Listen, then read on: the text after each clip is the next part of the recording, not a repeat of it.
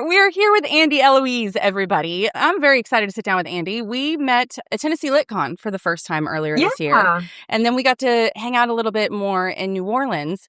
And that was a blast. But we never really got time to like sit down and chat, because when you're at events, you're just for us both. Yeah, you're running, you're going, you're mingling. And so I really wanted to just get to know you better. So I was like, hey, let's do this. And you were like, all right, let's do it. And so I'm excited. So I'm going to start off a little bit with, can you tell me about your background in acting and how that led to narration and your start in audiobooks? Totally. I mean, my whole life, all I've ever wanted to do was be on stage. It's all I've ever dreamed about. I got my university degree, my 4-year degree in theater performance, and stage combat was my specialty. And I did stage performance and fight choreography and fight direction for regional theaters for several years after school. And eventually I just couldn't pay the bills. And so I had a long string of doing whatever I could to keep the lights on. And eventually I just woke up one morning sort of drowning in a life without any creative outlet. And I thought, maybe I'll just do audiobook narration as a hobby between these other jobs. I was very familiar with LibriVox, which was a platform that hosts public domain books. So all of the narration and the editing is voluntary. And so I just thought I would do that. I thought I would volunteer to read some classics for LibriVox. And then I did my research and I convinced Carly Robbins to coach me and I started auditioning. And then it was just job after job after job. And here we are 2 years later. Yeah, I was going to say, I remember seeing you first I didn't know if it was your start or not, but get on TikTok and start doing your TikToks about 2 years ago. And I saw you a lot narrating with Brandon Francis, and you guys were going back and forth and narrating all the time. And I was like, oh, this is so awesome. So to see that, and I remember kind of like seeing, I don't want to say your start, but basically, you're cultivating 2 years ago to now has just been, it's phenomenal to see your growth and just everything's kind of come out of it. It's awesome. Yeah, I've been really, really lucky. I started my TikTok account when I decided this was something that I wanted to pursue seriously. And my whole platform is about, this is a dream that I have. Come along with me as I figure out how to make it happen. And that's, really how I started getting connected with other narrators. Brandon started right about the same time as I did. So we hit it off right away. And we were able to practice a lot of things together before we started getting auditions for dual and duet narration. And I've worked with him more than any other narrator. It's been really cool. Yeah. What was your first audiobook? This is kind of a two-part question. What is your first audiobook you ever did? And then what was the first audiobook maybe you ever listened to that had an impact on you? So the first audiobook I ever recorded never made it to publishing. You hear these sort of horror stories from narrators who audition through ACX and then have a terrible experience with the author or the rights holder. And that was the first book that I recorded. I spent, 3 months on that book because in the beginning, most of us can't afford to outsource editing. So we have to learn to edit and master the audio ourselves. And that just there's a huge, huge learning curve. So I spent about 3 months on it. And at the end, she just didn't, she heard things in the audio that I didn't hear and wanted me to fix problems that I couldn't find. And eventually I just told her that I would call it off and she didn't have to pay me. And it was terrible. So that book just never was released. And I'm comfortable with that. And I don't recall what the second part of that question is. It's okay. It was kind of it was a weird two-parter. But what about the first audiobook that ever maybe had an impact on you that maybe made you think that you want to pursue it as a career? The thing that made me take it seriously was In the Likely Event by Rebecca Yarros, and it's dual narrated by C.J. Bloom and Teddy Hamilton.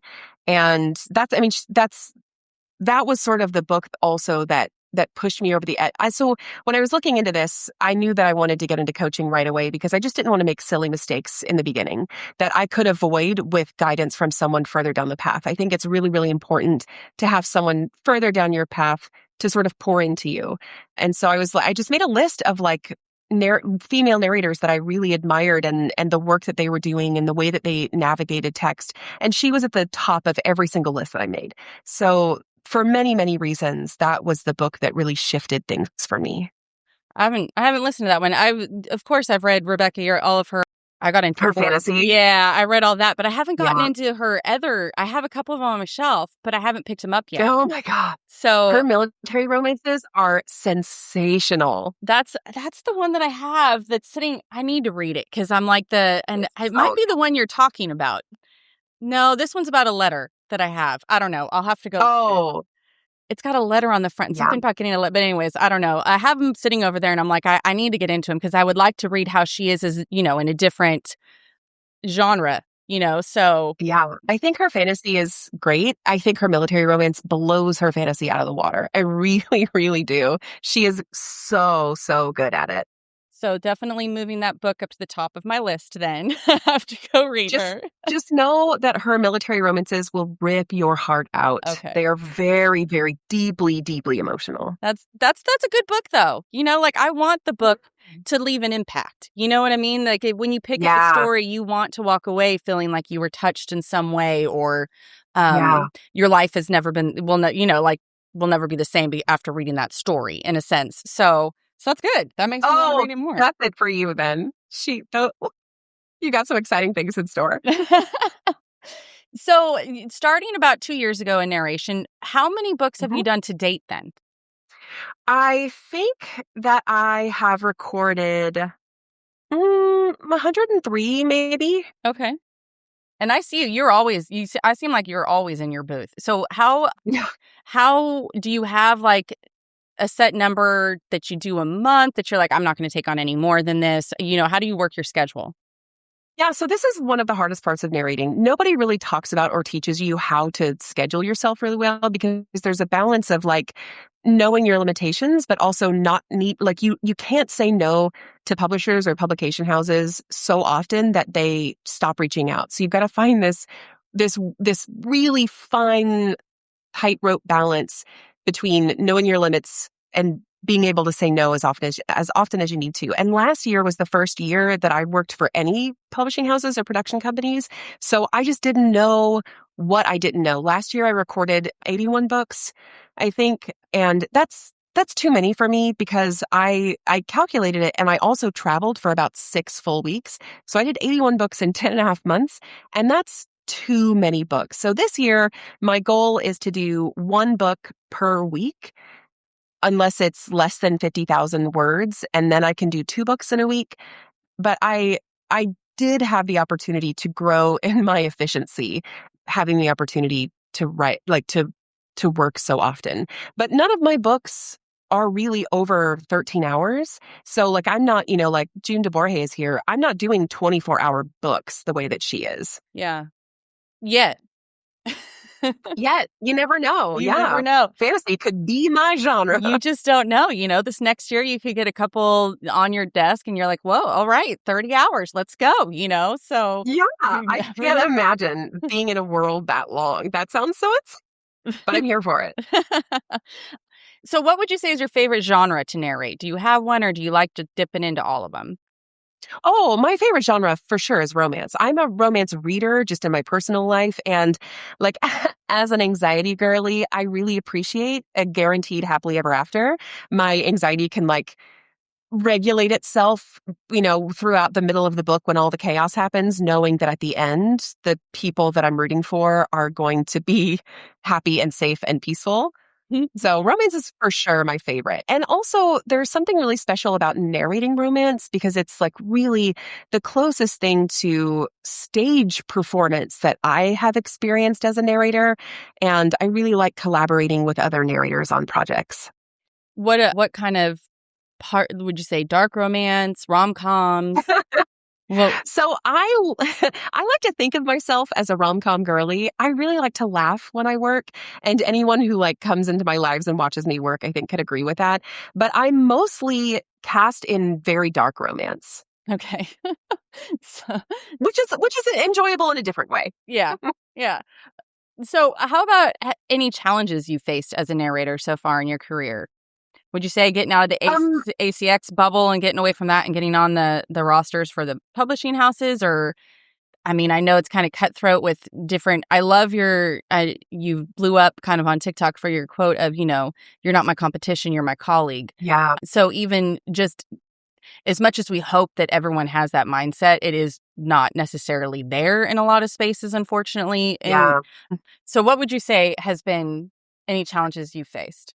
Well, I've been very lucky in surrounding myself with other narrators who are like-minded in that way. And, we spend a lot of time like encouraging each other and lifting each other up because there are really hard days. I think there's a variety of challenging aspects that I faced. Like, I just didn't know at first the sort of urgency that you feel in the daily hustle, like making sure that you're doing a really good job and you're very present and focused on the project that you're working on right now, and also doing a really good job auditioning and putting yourself out there for being visual for other authors and production companies to pick up on, and maintaining, keeping your name in the mouths of casting directors in a good way. Like, that sort of hustle was really eye-opening for me. And then honestly, I love collaborating with other narrators on projects. And also the flip side of that coin is that life happens differently for a lot of people. And so I'll finish a project and I won't get paid for it for 6 months or 8 months because my co-narrator, for whatever reason, can't finish it or didn't finish it or needed to be recast. And that's been really, really, really challenging because we rely on a steady stream of income. And when you're not guaranteed income until the end of the product, that can be really, really challenging as well. And I think the last thing I would mention is I talk pretty positively about my experience with Book Talk and Bookstagram and people that just want to be in a place where there's tolerance and support for the things that people love to read. And the flip side of that coin is that there are a lot of dark places on Book Talk where people just feel a sense of, I think people feel bigger when they have drama to share. And I'm not really, like, I'm a dramatic person, but I'm not into drama, if that makes sense. Mm-hmm. And so it can be really challenging to feel like you are caught up in really negative space because other people feel good about sharing drama with urgency publicly. Cancel culture. Yeah. Yeah. That would be kind of, and lots of the time and stuff like that, like you said, with urgency, they don't get their facts straight. They don't, like I like to say to people, like, I like to keep my space like a really up energy. Same. And so there is a lot of that, unfortunately, in the book community. And I don't believe in my thing is the cancel culture. We have a lot of it within the community. And I think because it's so competitive, and instead of looking at it as, there's room for everyone at the top, we can all be friends, we can all support each other. People get scared and they just want to spout rumors or lies and try and cancel someone so that they can get to the top faster than you, or whatever that sense of, like you said, urgency is, instead of giving everyone the time to shine and we'll all get there and we can all support each other. So yeah, it is a challenge. Yeah. I just think of the book space as like a garden of wildflowers, and how grateful I am that there is a variety of color and type of flower out there. Like, Samantha Brentmore has like really blown up in the last few years, and she's everywhere, and she has this gorgeous voice and this incredibly talented way of interpreting text. And there is room for other people to be just as successful as her, and it has nothing to do with her. Like, Avery Karras blew up with the Brutes of Bristlebrook trilogy by Rebecca Quinn, and she's done so many other things. There is room for her to be successful and someone else to also be successful. And I'm not blowing smoke when I say things like, she's not my competition, she is my colleague. There is room for all. Like, success is not pie. It does not end when a couple people have had a few slices. Mm-hmm. There is room for everyone at the table, and there is an opportunity for everyone to shine. And at the end of the day, for me, like, it would be cool to have a name as well known as Carly Robbins or Samantha Brentmore or Andi Arndt. But at the end of the day, my goal is consistent, steady work, and to be known as someone who is fun to work with and shows up on time. Mm-hmm. And spreads positivity, right? I mean, yeah. So no, I get you, and it's the same with being a writer. Like, I tell everyone, you're not going to like every book I write. Like, you might like some more than the others, and just because I write in one sort of, like, I might write suspense or this or that, doesn't mean that another person that writes it doesn't do a beautiful job as well.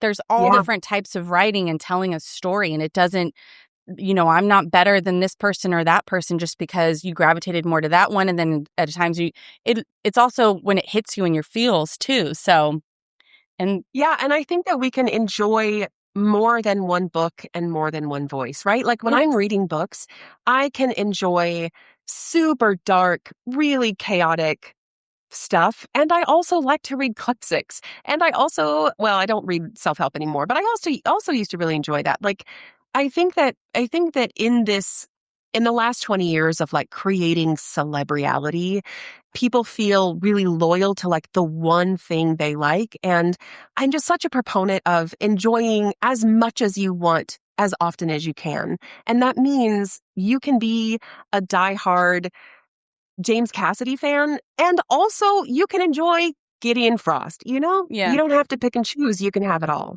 It's like your Spotify playlist. Like I listen to everything from Frank Sinatra to the Beatles to Tupac. I can enjoy it all. And then the same thing, a veritable feast. Exactly. A buffet of voices. Yes. And I'm the same with reading. Like you, like I read the classics. I, read dark. Yeah. I read fantasy. I read stuff that's not even romance, so there's room for everybody. There is room for everybody. So what does your prep process look like? Like, do you read the book beforehand? How do you sort of prep a project? I always read the book beforehand. I feel two ways about it. One, I'm still new here. I know that romance can be formulaic. So a lot of veteran narrators don't have to read it word for word. They can skim it and move on because we know that there's like a main character and her best friend and there's a mother character. And at some point, 2/3 through the book, this is going to happen. So I understand why veteran narrators may not do that. I do it because I'm just not a cold reader. I can, but it's not my best choice. And I also think that there's a level of respect I want to show an author when they've worked on a book for a year or two. I want them to know that I am caring for their story the way that they would. And so, yeah, I always read the book cover to cover first. I like to highlight dialogue in all different colors. For me, it's a muscle memory thing. When I'm sitting down at my microphone, it sounds so nerdy, but it is really a very physical experience to be fully present in every sentence of the things that you're reading out loud. And so I want that to be the easiest thing that I do. So if I do all of the work before before I go to record, if I know who's in the chapters, what their voices sound like, if I've picked up on the clues in the text that inform my vocal choices, I don't have to think about it when I sit down to record. I can just live presently in the moment with the characters. Mm-hmm. So I read and I highlight. Sometimes I'll make notes in the margin. If there's like long run-on sentences, I'll mark where I could take a breath. I'll correct typos that I see. But I do whatever I can outside of the booth so that when I enter the booth, I am physically present with the characters. How long did say like was average book about 70, 80,000 words? How long does it take you to prep a project like that? So I'm very bad at math. So I'll just say if a book is finished 10 hours, it takes me, I probably am prepping that book for 4 of those hours, maybe up to 6. And then it takes me a little over twice that time to record. So if it's a 10-hour finished book, it'll take me between 22 and 25 hours to record. And then depending on how many screw ups I've made, another half an hour to an hour to do pickups at the end. Whew. Yeah, and you did 81 this last year. You were a working machine this last year. I've been up a little more than I could chew. But in that though, I've watched you for like 2 years. You've definitely grown. But this last year, I can say, the work you've done has catapulted you. So whatever secret sauce you did, it worked. I mean, you were a great narrator before, and I loved watching your progress like a year ago. But whatever this last year, you really took off fast and quick, and it's been awesome to witness. Oh, what a sweet thing to say. I really can't praise Carly Robbins enough. She is one of the greatest people I've ever met, and honestly, one of the greatest things that's ever happened to me. And I think there's also just some magic in the opportunity to work consistently over and over and over because you're able to make mistakes more often and learn to fix them quicker. Yeah, I could see that. So going back to the project, how do you decide on a voice? How do you decide on sort of, do you kind of let just the story tell you? or is there a process? Yeah. I found that most authors provide contextual clues as to how these characters sound. And when they don't, going back to like romance is formulaic, I mean, I have a handful of voices that come very naturally to me that I have used in a lot of books that feel very familiar and comfortable, like the grandma voice or the little boy's voice or her best friend, depending on the personalities that are described in the text.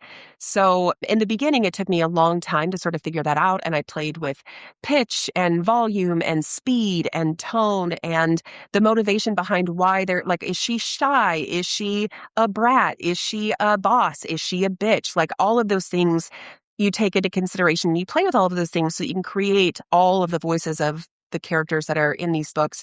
But now I'm fairly familiar with sort of the six stuff characters of romance. And I just sort of recycle those voices based on the personalities that are described when I get notes from an author or in the text itself.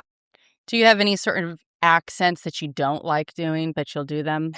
Like everyone's got kind of one where it's like, I don't like, I'll do Irish, but I don't really like it. Or, like, is there something where like it comes across and you're like, damn it. Yes, absolutely.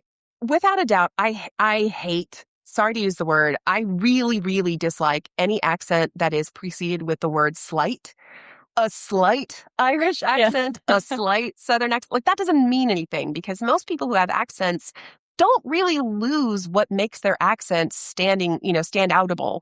And so slight is like really challenging for me, just for me to do. I'm also extremely bad at Australian, and I've met several accents that I just can't do.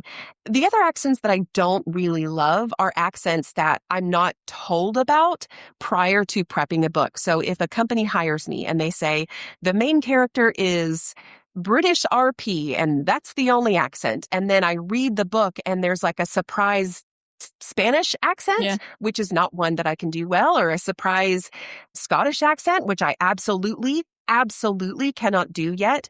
It's really challenging because by the time I'm prepping a book, I'm within a week of recording that book and it's really challenging for me to be like, hey guys, this is not in my repertoire. Can you recast it? Yeah. So those are the two big ones, slight accents and accents that are not shared with me when I'm auditioning or offered a book. Well, slight is subjective, right? It's like, well, what is your definition of a slight Southern accent? Like, so that's like, I could try and do it, but you might have a different idea in your head. So yeah, that'd be difficult. Yes, and even with American Southern accents, there's a wide variety of Southern accents. Like I had to do a book where I had a Texan accent, which is so wildly different than the Southern accent I naturally have because my family is from Kentucky and they have a very redneck Appalachian accent, which is different than like coastal Tidewater non-rhodic accent, which is my favorite Southern accent to do. So you have to be so specific in asking these questions because what you think of as a specific accent is more often than not what the author hears when she's writing the book. Yeah, it is different.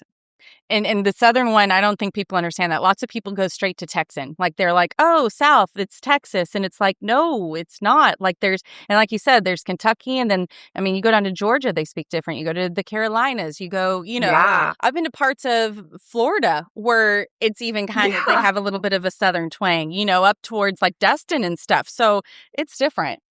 It's so different. And there's so much to it. And you're right. Like people don't think that when living in California, when I used to live in California, I would say Southern and I probably would just, oh yeah, it's just Southern. But having moved to the South, now I'm like, oh no, it's not just Southern, like there's so many different. So what is your process for handling sensitive subjects? I know I was talking to Savannah Thomas and I didn't know this. And she told me something really interesting because when you all do your TikTok live, she's like, oh, when there's a sensitive scene, like we mute. And I'm like, oh, that's why I come across your guys' live sometimes and I don't hear anything. I was like, I always wondered why that was going on. So I guess online for, when you're live recording, it would be something like that. But as far as like in the book, how do you kind of maybe research if someone's got PTSD, how they might think or sound or different things like that? What's your process? So I haven't come across anything like PTSD yet. So I don't know how I would really approach that. I do research, like I did one women's fiction last year, and it was one of the hardest books I've done. It was about a mother of teenage girl and a young boy, and the teenage girl ended up dying in a car accident, and it was about unraveling. It doesn't matter what it was about, but I obviously have not experienced that. So I, was researching videos on different social platforms, like how mothers grieved that, like the different ways that they grieve it and the different ways that they process it and what they do to keep going, especially when they have other children to show up for.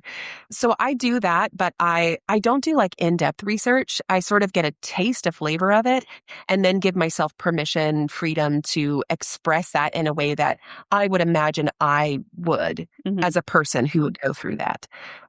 And it's really challenging because I am a person who feels very deeply and very like readily. My emotions are always very available, and I allow myself to feel authentically what the characters are feeling. And I've definitely heard like Andy's a bit of an overactor, and that's fine. I'm not for everybody, but I would rather be an authentic storyteller than someone who pretends to not feel what's on the page.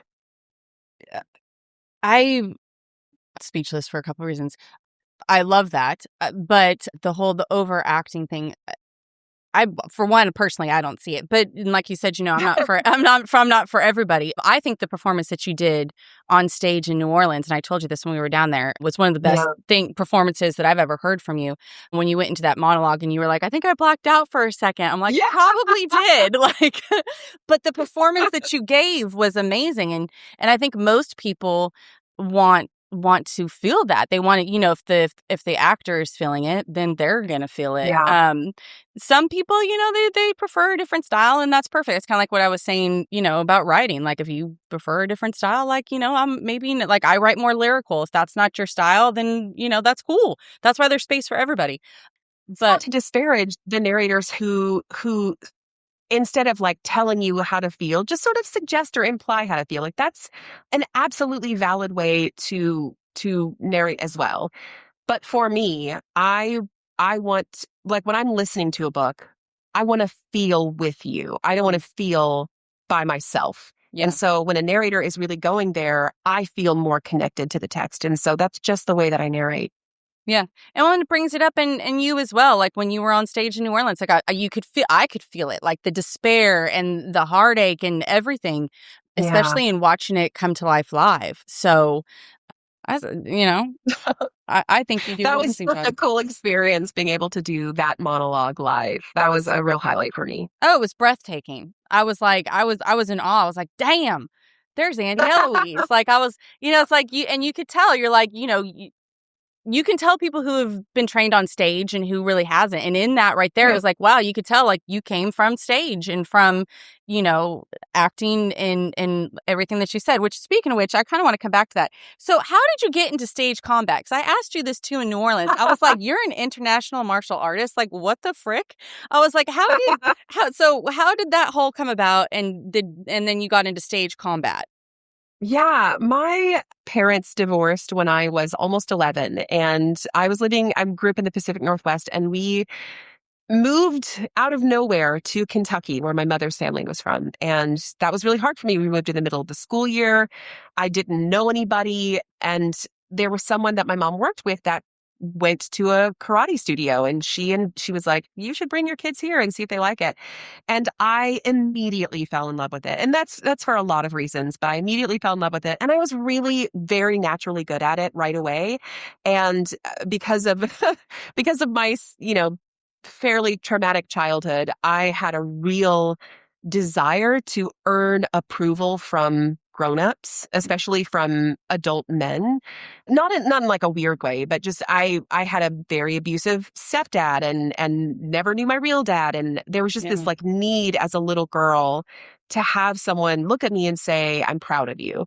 So I was very motivated to be better than everybody else. And so I was at the karate studio 5 to 6 days a week my whole adolescence. And I tried out for and made the national team and competed internationally for 3 years. And it was just a huge passion. I really love using my body in very physical ways. And so when I knew that I was going to get a degree in performance, I found out that one of the professors was a certified fight choreographer and director, and he offered stage combat classes, but he like took me under his wing and taught me like private class, like tutoring sessions on all of the weapons and all of the hand-to-hand combat and how to choreograph really well. And one thing led to the next. And after I graduated and got certified, I was able to make a living for a while as a fight director and choreographer.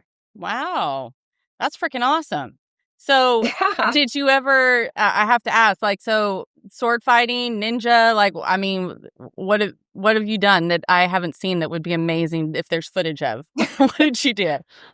Well, I'm quite a bit older than you think I am. So I grew up before the age of cell phones, really.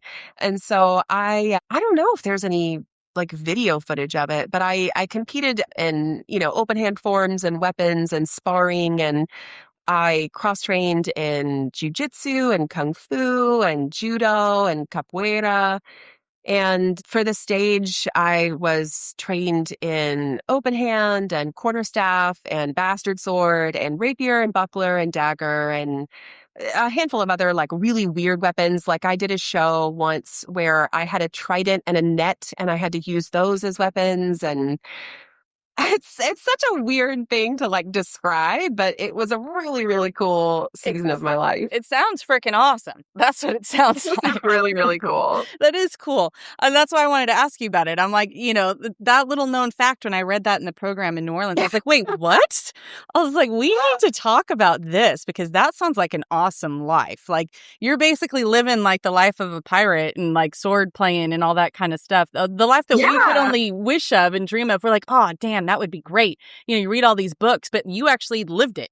Yeah. Pirates of the Caribbean was a huge influence on me. I love swashbuckling. I love it. Being on a stage with a weapon and high stakes, nothing's better. That's awesome. That is so awesome. So your career. Now, I only have a few, so tell me if there's more.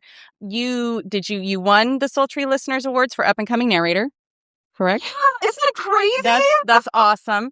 And then you got a nomination for the SOVAS Awards for your performance in Grammy. Yeah. And then you had one of your books that you did with Ryan Lee Dunlap submitted for a Grammy, the Buttercream and Second Beginnings. Is there any that I'm missing? Was there more? No, I think that's it. I'm really new, so these are like really big deals. And so, I mean, what I was going to ask is that's awesome. Like that's only the beginning, I'm sure. But do you have any career goals as far as what maybe an award you were like, no, I want to win this one day, or even if it's just something like tell authentic stories, or I don't know, what is your career goals? I mean, these aren't really like goals that are under my control. Like it's so subjective, so I don't put a lot of stock in them. I'd really like to be nominated for an Audie. I'd really like to win an Audie. I think it'd be really cool. I live in the South where there are a lot of people that love me and that have a hard time supporting the genre that I love to narrate, to record. Mm-hmm. And so it'd be really cool to be like, hey guys, I'm really good at this. You don't have to listen to anything that I've done, but like, look how seriously this industry takes me as a performer, as a professional. So it's a little bit motivated in like just feeling like legitimized in the community that I'm a part of living in the South. But it's not, that's less of something that I'm focusing on. Well, what I'm really focusing on is how am I showing up? Do people enjoy working with me? Do I turn in clean files on time? Do I communicate well? Am I doing a good job for the author? Those are sort of the real goals that I think about and that I dwell on daily. Yeah. Well, I think, and it shows. Anyone who has ever spent time with you or has watched your lives I would definitely say that. But an Audie would be pretty fucking cool too. So cool. I will be manifesting that for you. Yeah, that would be awesome. Cool. And I can understand that too, because when I got into writing, the reason why I took a pseudonym was because people are like, no one in corporate America is going to take you seriously, and you're just like, oh, thanks, Yeah. And you do kind of get this shaming for it. And lots of people don't understand 100%. it. Yeah, they don't understand it either, because I have conversations with people all the time. I'm like, listen, there is pure smut, but some of these books, like, there's 42 chapters and maybe 3 were sex. There is a story, you know what I mean? And sex is just a natural part of a relationship as well, you know? So it's not Totally agree. pure smut. It's the, for lack of... here's what's up. If it is pure smut, great. Right? What's wrong with that? They're like as a survivor of purity culture and conservative Christianity in the early 2000s and the late 1900s, I just find that romance is such an empowering genre. Like, and I'm sure you've heard this from every female narrator you've ever talked to.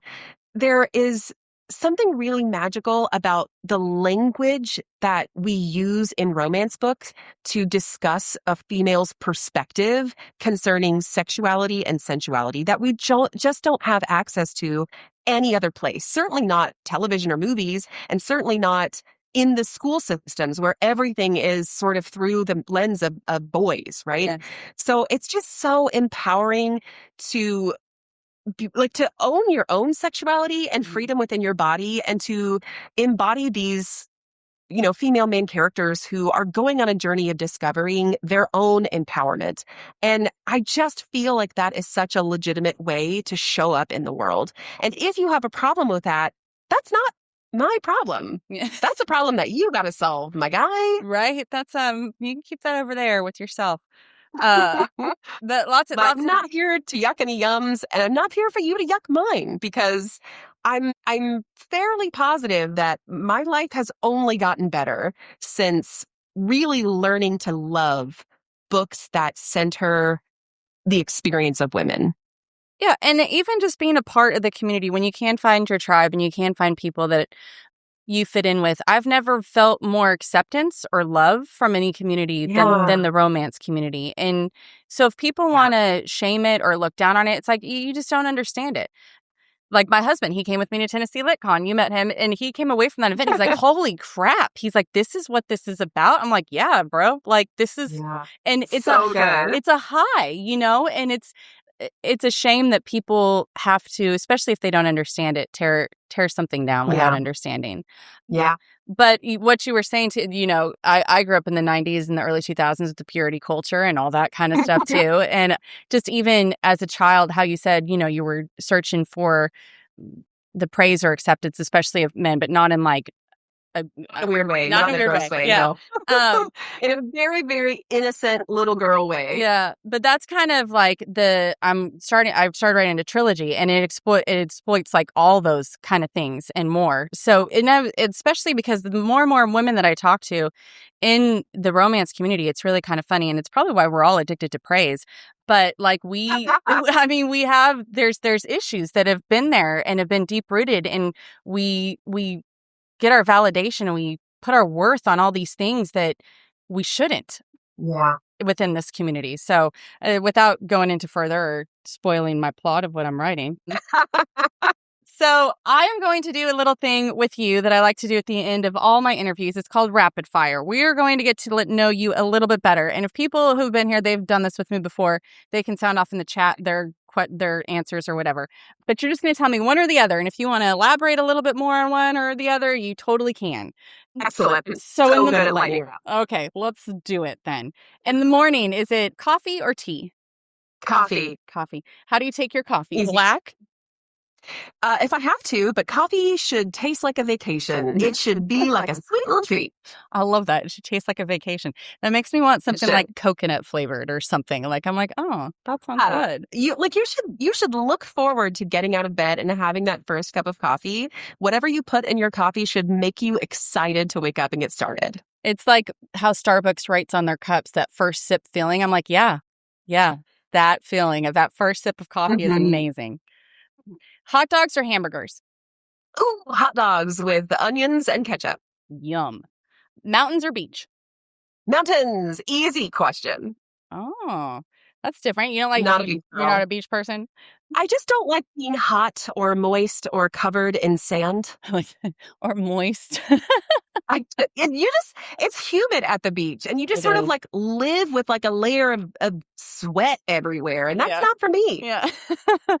And the mountains are gorgeous, especially the crisp, fresh air and a cabin secluded in the mountains. Yeah. And I grew up in the Pacific Northwest where we have very tall mountains and very cold beaches, and mountains with like really good spruce and fir and evergreen trees. There's just nothing like it. There's like a sense of I can breathe again when I'm in the mountains. Yeah, I grew up next to the Sierra Nevadas, so I get you exactly get what it. you're saying. You get it. So summer or winter? Well, I would say winter. Winter. Okay. Especially I would say winter South. Because I said, especially when you live more in the South, that moist, like we had a very humid summer this last summer in the South. Yeah, I live in an area where it's kind of cold. I mean, we really only have like 6 weeks of cold-esque weather, but it's really sunny all the time. And in the summers, it's a swamp. Like I live in a state that is a swamp, and it's not pleasant. And you can always add more layers, but there's only so many layers you can take off. Mm-hmm. Publicly. So morning or evening? Morning. I'm such a morning girl. Yeah, me too. I was telling someone earlier today, like I've been doing these interviews late like this at like 8:00 at night. And I was like, this is my last one. I was like, from now on, I'm doing them at like noon or like, I know. I was like, I would be so for that. I was talking to my best friend earlier today and I was like, I think I don't love interviews anymore because they're always at like 8 or 9. Yeah. And like, that's not late, but it feels like anything so after like 6:30 feels like I should be I'm in bed. Yes, I'm in bed with a book or like my iPad or something, and I am vegging out for the day. So if we ever talk again, just know it's going to be like noon. Okay, so noon. We're going to be our best we're selves. Be at our best. So cats or dogs? Both. I'm really allergic to cats. I have an adult onset allergy that was really devastating for me in my 20s. I am a huge animal lover. Okay. That's sad because I love cats too. And there's so many more people that I meet lately that are like, I'm allergic. And I'm like, oh, that's depressing. I've heard recently, though, that you can overcome that allergy. And I'm interested in researching more about that because cats make the best roommates. They really do. They really do. They really do. Especially if you're a book girl, like you got to have your cat. It's just my little tea at night and my cat and my blanket. Come on. What's better? Yep. So salty or sweet? Sweet. Sweet. Texting or phone calls? Texting. I am a millennial. I have lately gotten into the routine of voice messages. And I can leave a good 15-minute voice message to some people, and it's kind of embarrassing. But hey, they're there for it, and they listen, and they give me feedback. So I love that. And I love that you also seek consent because I'm a part of a couple group texts, and it feels like I'm being held hostage. Yes. They're like, it's just easier for me to leave you an 8-minute. Easier for who? Right. Yeah. Yeah. Not me. If you're in the car driving, this voice message should not be you keeping yourself company. That's holding my time hostage. Okay. Note to self. But that's a very divisive. Note to self: do not send Andi long voice messages. All right, I have that. I have that noted. So, sorry to all my friends. Yeah. Vanilla or chocolate? Chocolate. Is it dark chocolate or milk chocolate? I am non-discriminatory. It's all chocolates. It's all chocolate, except for white. It's not white chocolate. You don't like white chocolate? I have to be in the mood for white chocolate, and it's very, very rare that I'm like, oh yeah. It has like a weird aftertaste. It does. It's like a cream, or I don't know. I don't like it. Yeah, weird. Polka dots or stripes? Interesting. I would say polka dots. Okay. City or countryside? City for the winter, country for the summer. All right. Would you rather stay in or go out? Stay in. I'm so sorry. I'm so sorry to my fellow millennial women. Oh my God, stay in. I think as you get older, you just want to stay in more. I mean, I went out a lot in my 20s and my 30s, and we lived out. Didn't we, Evelyn?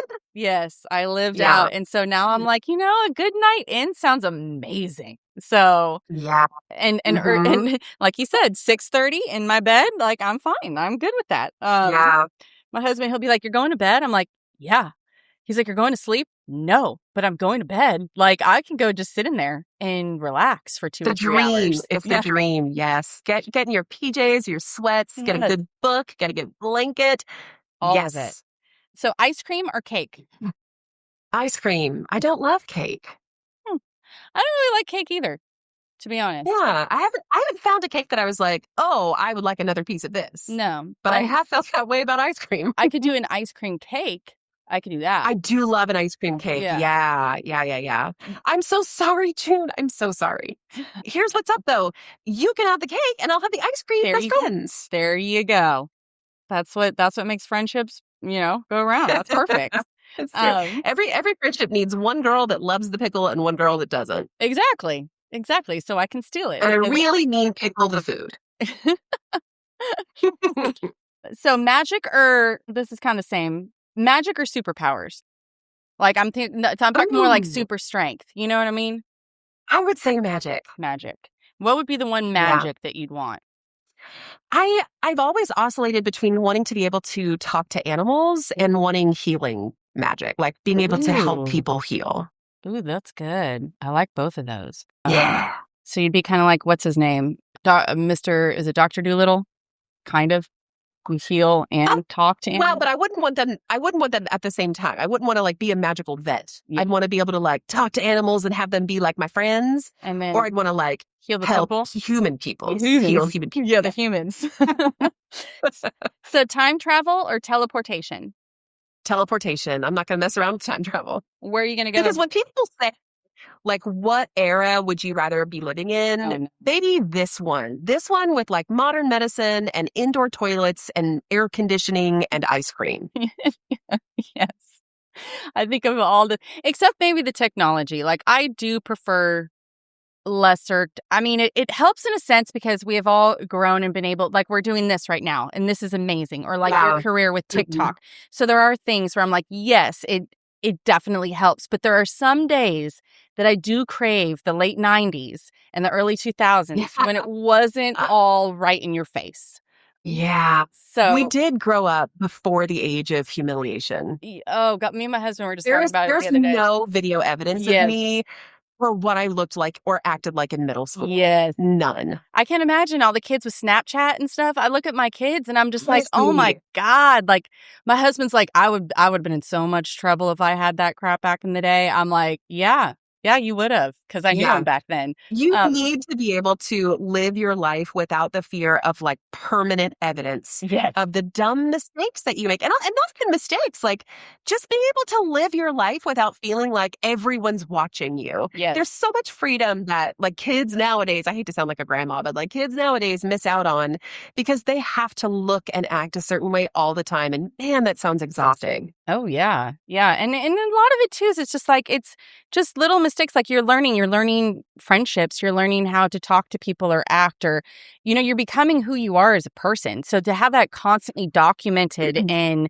text messages or Snapchats or everything, like it's just, I can't imagine. I mean, I dealt with, depression and stuff like that as a kid, but nowadays, holy crap, I could not, no, I couldn't have done it. Pet dragon or pet unicorn? Oh, pet dragon. Dragon.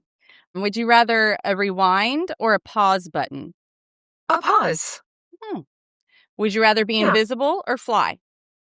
I'd say fly, but it's because I'm afraid of heights. And maybe if I knew that if I were falling from said height, I could catch myself, it'd be better. I don't really like it. Isn't that funny how like can you fly okay? Are you okay when you fly, or do you not like the window seat as far as heights go? It depends on where I am in my cycle.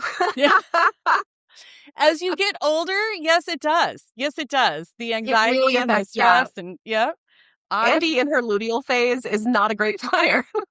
I get that 100%. 100%. So comedy or drama? I mean, both for reasons. I really love feeling the like deep emotions, and I really love laughing with my soul. Yeah, I know. It's hard to pick between them. I'm more of like a mood person with that. It's like, it depends on my mood. I'm such a mood entertainment grabber, Yeah. So when you're driving, are you the driver or are you the passenger? I like to play the passenger wherever I am. I mean, I'm comfortable driving. You can ask Cammy. I'm a great captain, but I like feeling like a passenger princess whenever I can. Yeah. I would concur. I'm the same way. If we are walking out the door, my husband's driving. I'm not driving. I'm like, no. Good for you. Yes. Like, it's not me. Now, I say that, but actually, I'm leaving tomorrow morning and driving to Orlando, and I am doing all that driving. So I have a good amount of road to put in front of me, but that's okay. Yeah. So, Coke or Pepsi? Coke. Tattoos or piercings? Oh, both. Both. Okay. I have many of each. It's different kinds of therapy.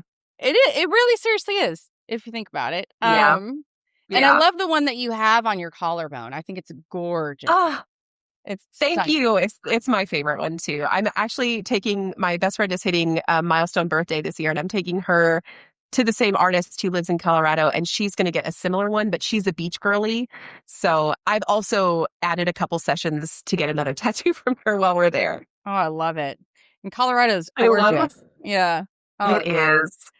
So in a game, are you picking the truth or the dare? Truth most of the time. I think that dares are typically founded in wanting to embarrass someone else, and I embarrass really, really easily. Yeah. But I'm not afraid of truth.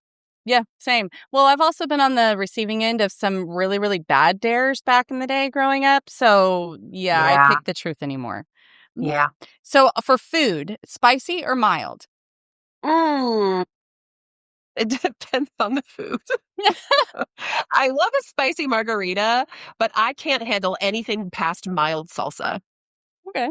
I like the flavor. Yeah, Rowan, I like the flavor. I love the flavor of jalapenos. I don't like the spice, and I don't like that spice lingers for a long time because I want to be able to taste everything. No, I could get that. That's a great way to put it. The flavor, not the, I don't like my husband, he could go ahead and pour like sriracha on his Cheerios. I'm like, how? What? No. Like, to the point where he's in pain sometimes when he eats. And I'm like, that takes away the purpose. Like, no. Yes. Yeah. So that should not be a pain as pleasure type experience. No, not at all. So my last question for you, we'll see which one you do, especially for someone who is an international martial artist and is in stage combat. Pirates or ninjas? Okay. I would say ninjas, and it's not because I don't love pirates. It's because ninjas are cleaner and have better sanitation. I would agree with that statement. Yes. 100%. Yeah. And I don't love open oceans. I could hear that. Like, it sounds great to be a pirate, but yeah, if you were stuck out in the middle of the Atlantic for weeks on end, not knowing where you're going. Yeah. No. That does not sound like a good time to me. It's not for me. No. And I can get seasick. So it's definitely back in the day before we have like Dramamine and, Bo9 and everything. It would not have been a good career choice for me. Absolutely not. No. But, well, that's all I have for you, Miss Andi. That was it. Emma, this was such a fun time. Thank you so much for having me. Yeah, I'm glad we got to sit down and chat, and I got to get to know you a little bit better and learn about your martial arts skills. And you just starting off as, just learning your roots was so much fun, and your acting that you've done, and then even how you got started with the domain work and then just working up and everything. You've only been at it 2 years. Like, that's astounding. Like, it's inspiring. So I guess we can end on that. What would you say to future narrators who are trying to get into the business? What kind of inspiration or advice would you give them? I don't consider myself someone who knows enough to give advice, but I would say that if this is something that you really want to do, there is room at the table for you. And to keep your head down, invest in yourself before you invest in equipment. Find somebody to coach you, get into a class before you buy expensive equipment. And just recognize that the only thing between you and where you want to be is time. So give yourself some grace. I love that. It's beautiful. Perfect way to end this. Thank you, Andi, for coming and sitting down with me. Thank you so much for having me. And thank you guys so much for hanging out in the chat. It was so good to see so many people that I know, so many friends. This was a real highlight for me, even if it was past our bedtime. Past our bedtime at 8:00. Never again. Never again. Thank you, Andi. Have a great night. And thank you, everyone. Good night, everybody.